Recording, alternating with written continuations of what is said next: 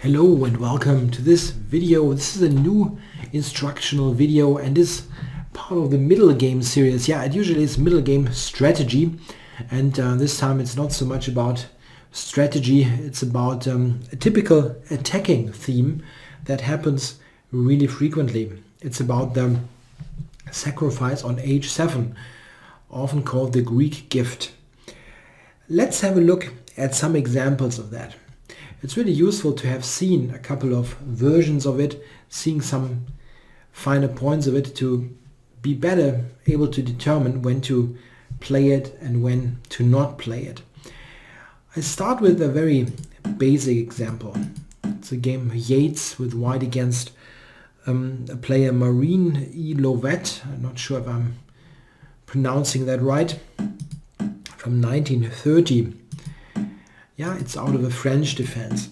And actually the sacrifice on h7, the Greek gift, happens quite frequently in the French defense if black is not very circumspect, because the basic pawn structure of the French, and this is this pawn structure here, against pawns on e6 and d5, are a very good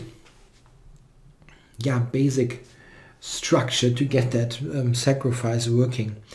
Why is that? Because the e5 pawn does two things. It limits black here with this pawn on e6 that this bishop cannot come out to help in the defense, and the e5 pawn is taking away an important square on f6. Let's see how that gets into work. c5, queen g4 here by white, castles, knight f3. And now white is really threatening bishop takes h7, the classic sacrifice. Black in that game was completely unawares and went c4. After which Yates took on h7 and black actually resigned now. Yeah, very weird sequence. Yeah, why would you play c4 when you are able to understand that after bishop h7 you have to resign? Anyway, let's have a look at this. Why is this a winning sacrifice? Black takes, white gives this check. King only has to go back, there's no other option, and now knight g5. This is the classic picture after the sacrifice on h7. Queen and knight form that attacking duo, threatening queen h7 mate. This is a key thing. There's the mate threat on h7, and black in this example has no option to cover that square. The situation would be entirely different if there wouldn't be a pawn on e6 and bishop f5 would be possible. Then h7 can be protected and nothing much happens. The other way to defend against that check on h7 also could be a knight coming to f6. Yeah, just imagine. I'm going to change the position now a little bit to show you versions of this. Just a moment. Yeah, now I changed the position a little bit. Black has a knight on d7, and now with no pawn on e5 he can play knight to f6 and cover this. Yeah, unfortunately I have it now with white to move, which doesn't make much sense. Yeah, okay, I'm going to change that quick. So knight f6, yeah, this is covering this crucial square. The same thing of coverage of h7 can be accomplished by a bishop or queen coming on that diagonal. Yeah, so let's again alter the position slightly. Yeah, here the e6 pawn is not existing, and bishop f5. Oh, in fact, it's a check. That's quite funky. Okay, but you get the point. The bishop on f5, I should have kept the pawn on e5. The bishop covers that square, and therefore white has no mating idea. Yeah, this is a very important resource. Let's now quickly look at the actual game to see how it finished. So here, white took. Check. And now black cannot go bishop f5, he cannot put a knight on f6, he has no way to cover h7. So no pawn move will change any of that. The only way to prevent immediate mate is to move the rook or give up the queen on g5. If you move the rook, there's this Checkmate. And black is mated. Note that this queen is obstructing black's flight square on e7. It's also a very important point. Black is simply without any defense here. The only thing that he can do is he can capture on g5 and play with the queen down against two pieces. This is a classic version of the sacrifice that works in a very straightforward way. Very often the defense to those sacrifices can be a little bit less obvious. Yeah, sometimes there are defenses. I'm going to load a game now.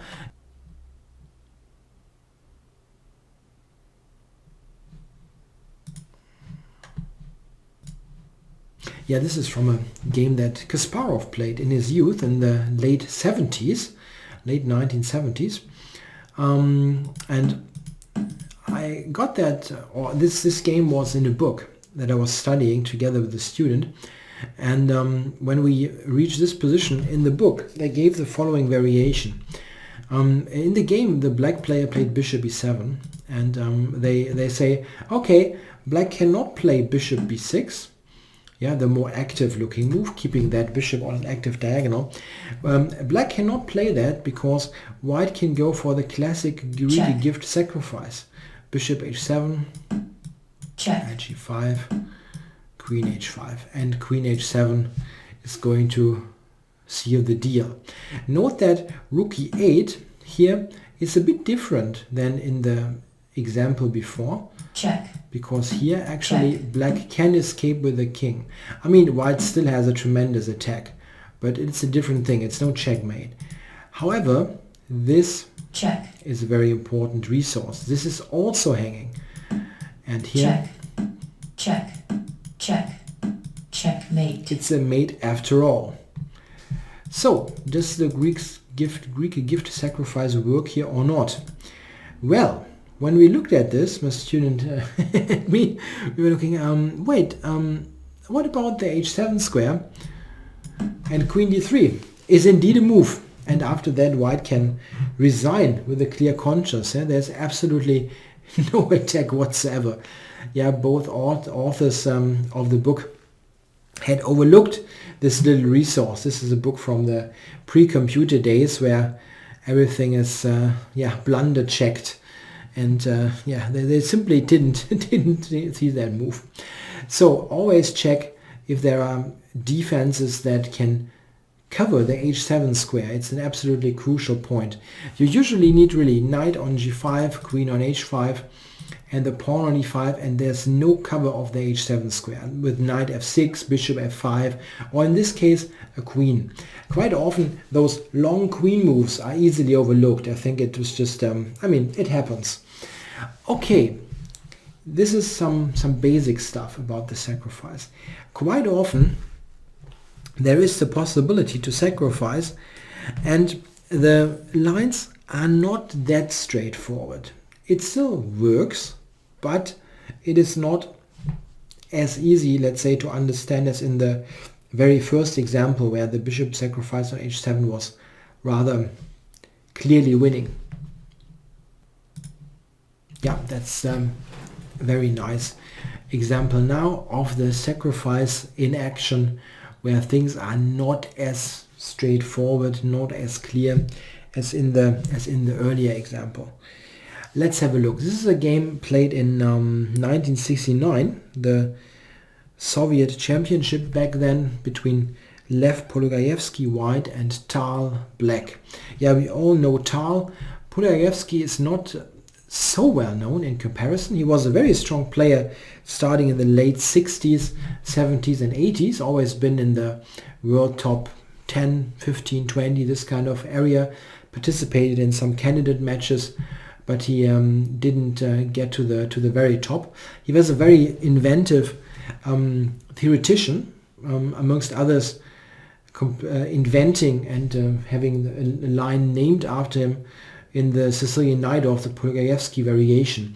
He has played a number of really great games, and this is one of his classics. It is black to move in this position, and Tal now played the move knight to b2.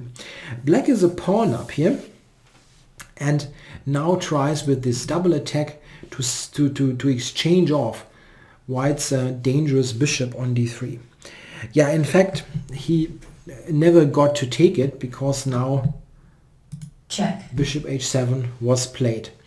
Let's check this position. How does this compare to the other positions that we had before? A big difference is, I mean, black can take it, right? This is the only reasonable move.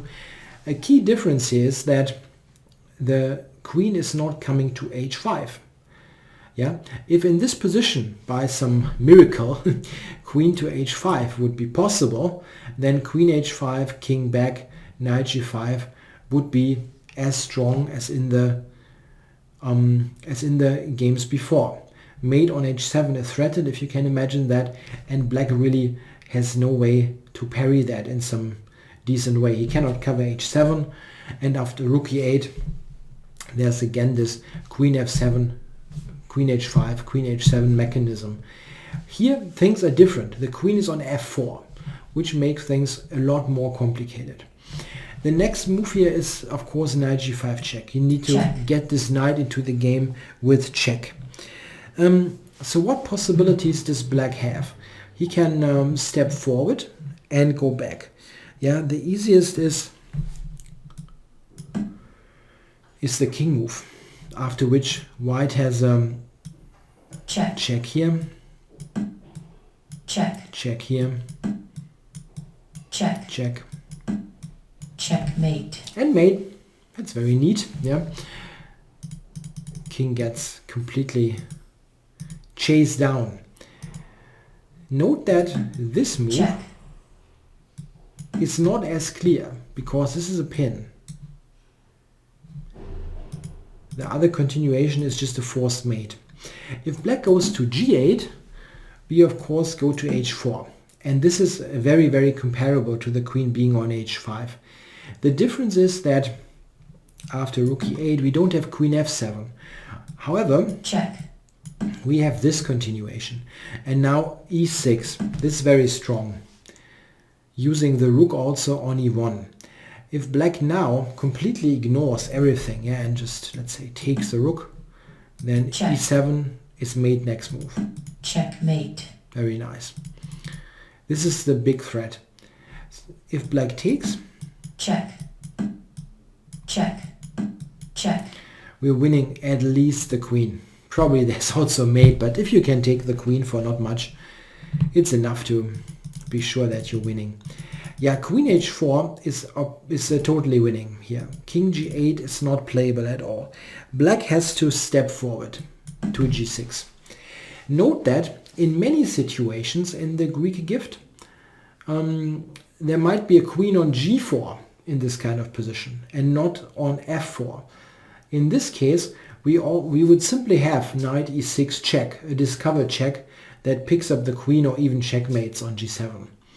Here this is not possible. A check, in fact, is not possible at all. There is no meaningful one. Yeah, only queen f5, it is just dropping the queen. White has to play with a silent move, let's say, with a preparation move. And this makes the sacrifice so far more sophisticated than the other ones. It's no straightforward check-checkmate now. What is this attacking move? White needs a new unit in the attack, h4. He's attacking with queen, knight and pawn. And you need the pawn as an additional force. What is White's threat now?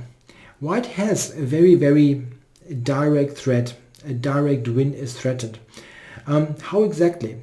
The easiest is to simply think about what happens if black is simply not paying attention. Yeah, I mean, okay, very unrealistic, but let's say he plays a move like that. How do we win? h5 is the point. Yeah, black only has two moves. He can take it, he can go to h6. If he goes to h6, this is winning. At least the queen. He can go g5, but this is a check. So no way for black to save it. If he takes this, it's even mate. g4 check. Very cute. King back. Check. Check. Check. Check. Checkmate. And mate. Yeah, very nice. So h5, this is the big threat. Black has to deal with that somehow. He cannot simply play any move and hope for the best. How does white conduct the attack? f5 is a move that we can check. Yeah, the idea is to gain a little bit of space and deprive white of key attacking squares like g4. How does white win here? Yeah, he in fact has a win. The move rook d4 is immensely strong. Again threatening h5 and then queen h4. Yeah, so if black again is doing nothing, Check. let's check this. Check. Check. Check. See the point? Checkmate. This is the reason why this is such a very strong sacrifice. It is about sacrificing first and only then getting all the attacking pieces into play. Makes it extremely difficult to see beforehand. You can see that it is dangerous, but to play it knowing that you're winning is just an entirely different thing. If black tries to defend with this here, with queen to e7, then white has a strong move e6, tending rook e5 and further attacks. It's very, very strong. Instead of e6, there's also rook e3 that should win as well. Maybe that's even stronger. Again, having h5 up your sleeve. Yeah, rook h8 and rook g3. Yeah, I mean on a very high meta level, let's say, there are those two pieces that don't do anything for the defense. And this, as usual, is the key. You attack with pieces with white that have no real defenders that oppose them. Yeah, there's the knight on g5, and well, its colleague is sitting there on b2, or the bishop on b7 if you want. They're just spectators and don't really do anything good for the defense. Yeah, f5 is not helping. Queen d7, is this an idea? Well, e6 is strong. Takes, queen g4. And this is very strong. Now we are threatening various discoveries, but also rook e6. And there's really no defense. Something like this. Check. Check. Is pretty convincing. Yeah, I can take, but... Check. Black is completely falling apart here. Yeah? This is threatened. This is unprotected. That's totally lost. I go back a bit. Other moves. Any other moves that black can try? Yeah, one line that is maybe interesting after queen d7 is this, and now not the king, but let's say the rook here. But then we take. Check. Check. We play it like that. Here we're in a pin. That's awkward. But queen Check. f4 is a strong move, as this is Checkmate. a mate. Yeah, and this means we just win the house. Yeah, it's a very strong attack. The best defense actually was found by Tal, rook c4. That's the best defense. Polygaevsky now went h5 check, a forcing continuation. Again, black doesn't have much choice. If he takes it, there's g4. Check. Yeah, we already know that idea. It's the same. Check. Check. Checkmate. The same kind of checkmate. So there's only king h6. Knight f7, Check. double check. King back. Yeah, this is again Check. Checkmate. not helping. So king back to h7. Check. Check. And now e6. This is the strongest continuation.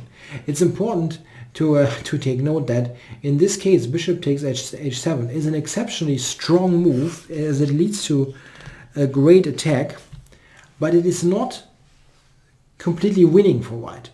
It just leads to a fantastic attack that is very, very difficult to defend against. And Tal did an admirable job to defend this. Here, black only has one move, and it was found by Tal, queen to f6.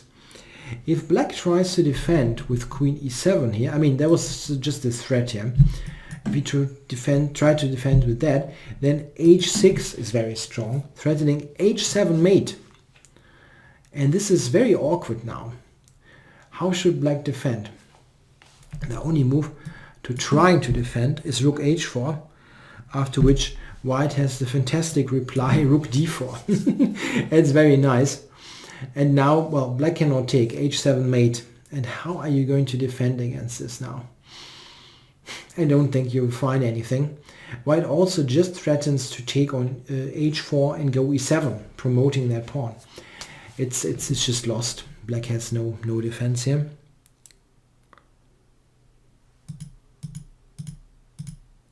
If black tries to, like take the money and run, let's say, knight takes d1, white has e7. And this will win. Yeah, there is no way to defend this. I mean, from a material point of view, this is interesting still. But you're not saving yourself anyway. Here, for example, knight h6 is strong. Takes. Check. Check. Queen g7 is rook e8 mate.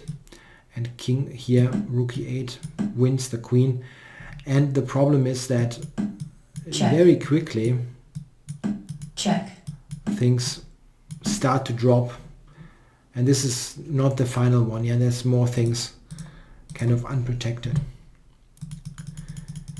Let's go back. So the best defense after this e6 move is not queen e7 or knight e1, but queen f6. Found by Tal, great defense. He wasn't just a great attacker.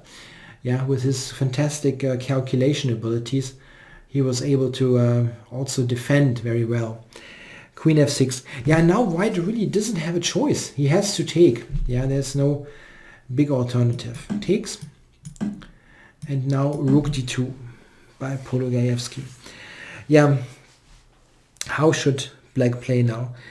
And knight d6, by the way, also was a move, but rook d2 is good. How should black defend? The best defense, Tal played rook c6, right? The best defense probably was rook b4. However, in both cases, he is in some trouble. Yeah, e7.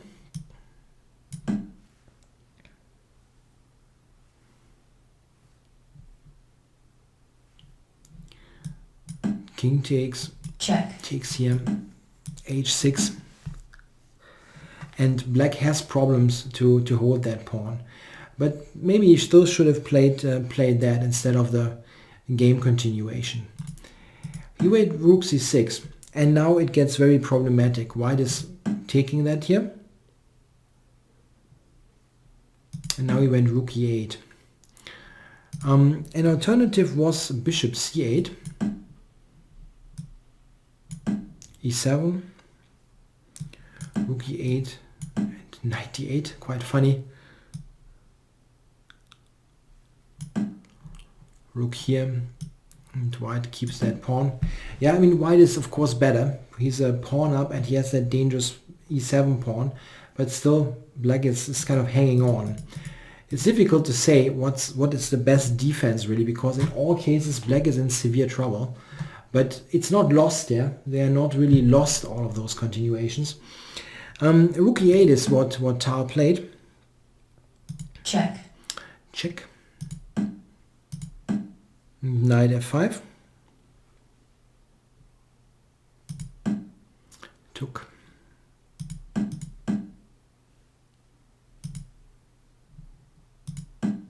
Yeah, and it's important to see this is very strong. They keep black's king out and rook c7 is threatened. Rook c6 is the only move, and now rook e2. And black can really not keep this, hold this together. Yeah, it's just too bad. Check. And now the knight, pawn and rook get a dangerous check. attack going. Yeah, just took this, and now knight e7 is threatened.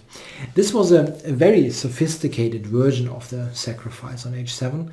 It is in many cases a direct win, as we have seen in earlier examples, especially that Yates game, the very first game. But sometimes it's not so straightforward. Sometimes the attack is progressing a little bit differently, like here, Check. when white with h4 got a new attacking force in, and only later got his all of his pieces into the attack. This was, of course, very difficult to decide upon. It's somewhat risky. Yeah, white is giving up a piece. Of course, black's king is in grave danger there on g6, but still you have to do it. In this case, it led to a very dangerous attack, not a winning one probably, but an attack that posed so many problems that black here, and it was a very strong player with Tal, black could not defend ultimately. So if you can sacrifice on h2 or on h7, it's a matter of color, of course. If you can play such a sacrifice, always consider doing it. If you can get the king out and get this attack going, it will work quite often, but make sure to check it every time for specifics. There are often little details that make a difference. Yeah, don't be too enthusiastic, like I can sacrifice. Yeah? Check all the details. There are, as I said, often little nuances that are very influential in those sacrificial situations. Yeah, I hope you enjoyed the video. Make sure to take on h7 if given the chance. Thanks for watching.